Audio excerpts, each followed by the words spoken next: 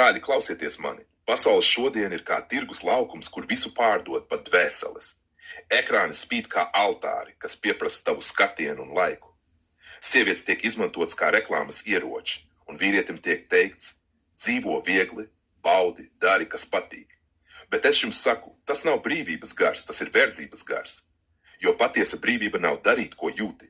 Patiesa brīvība ir valdīt pār to, ko jūti.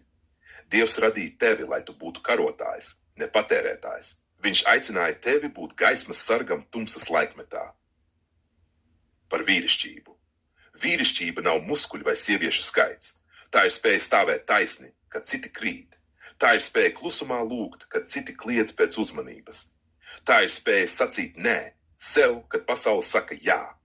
Tu esi radīts, lai būtu priesteris savā namā, ne vergs savām iekārēm.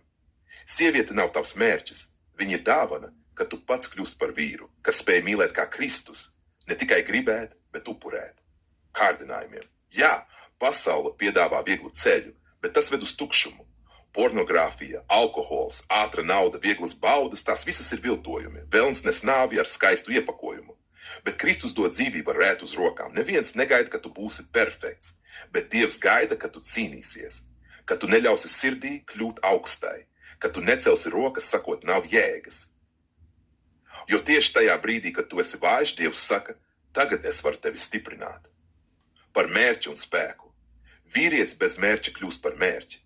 Tāpēc velns vēlas tev atņemt virzienu, likt tev dzīvot tukšumā, skrolējot, salīdzinot, apskaužot, bet Kristus tevi aicina karā, ne komfortā.